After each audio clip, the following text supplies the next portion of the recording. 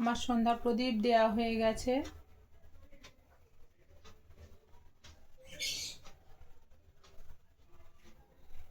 সন্ধ্যা প্রদীপটা দেয়া দিয়ে আমি দোকান খুলতে গেছিলাম। আর আমার এই যে রাধাকৃষ্ণ ঠাকুরটা আমাদের আজকে হরিবাসরে পূজিত হবে, মানে পূজার জায়গায় দেয়া থাকে।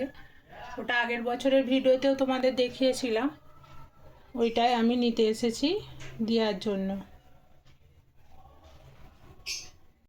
রাধাকৃষ্ণকে, বাবা হরিকে অনেক শতকোটি প্রণাম জানিয়ে আজকের ভিডিওটা শুরু করলাম। আশা করি সবাই ভালো আছো, সুস্থ আছো। আমি ভালো আছি। বড়দের প্রণাম আর ছোটদের ভালোবাসা অনেক আদর জানিয়ে শুরু করছি। আমাদের পাড়ার হরিবাসর আজকে থেকে অধিবাস শুরু হলো। তা মন্দিরটাকে খুব সুন্দর করে সাজানো হয়েছে। তোমাদের তো আগেও বলেছি আমি ঠাকুর দিয়ে গেছি এখানে। আমার ঠাকুরটা প্রতি বছরই আমি এখানে দিয়ে যাই। আর এখানে তারপরে দিয়ে যাওয়ার পরে খুব সুন্দর করে সাজানো হয়ে গেছে। এই যে সামনেই এই যে এইটা হচ্ছে আমাদের গুরুদেব। উনি এখন আর নেই, আর এই কাকাও এখন আর নেই। কাকা কয়েক মাস আগেই গত হয়েছে। আর গুরুদেব কয়েক বছর আগে, কিন্তু ওনাদের স্মৃতির মানে রক্ষার জন্য ওখানে ছবিতে মালা দিয়ে রাখা হয়। আর কত সুন্দর করে সাজানো হয়েছে হরিবাসর, তোমরা দেখো। এইভাবে 3 দিন ধরে আমাদের হরিবাসর থাকবে। আজকে হচ্ছে সোমবার, মঙ্গলবার দোল, সেদিনও থাকবে। আর বুধবার এখানে হচ্ছে মালসা ভোগ। এখানে চাঁচর হবে, সবাই যাচ্ছে। চাঁচর মানে হচ্ছে কে যেটাকে হোলি দহন বলে, সেইটাই হবে। আমরা ছোট থেকেই দেখে আসছি, খুব ভালো লাগে। আমাদের ওই হরি মন্দিরের কাছেই মানে বাপের বাড়ি।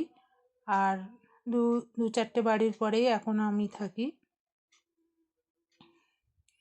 এখানে যে উৎসবটা পালন হয় সবাই একসাথে আনন্দ করে, খুব সুন্দর হয়, মানে তুলনা নেই। আর ওই যে সাদা পোশাক পরে কোমরে হাত দিয়ে দাঁড়িয়েছিল, ওইটা হচ্ছে আমার বড় দাদা এখানে অধিবাস করে।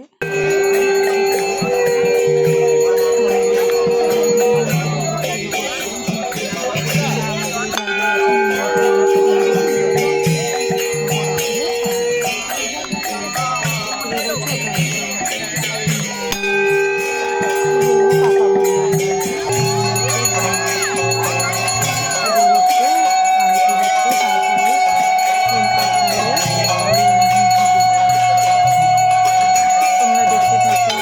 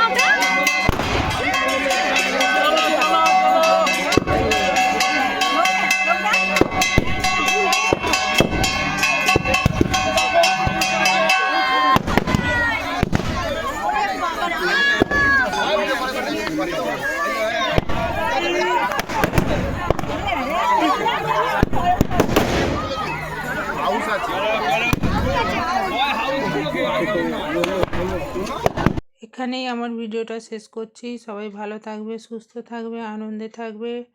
আর নতুন বন্ধুরা অবশ্যই চ্যানেলটা সাবস্ক্রাইব করে পাশে থাকবে।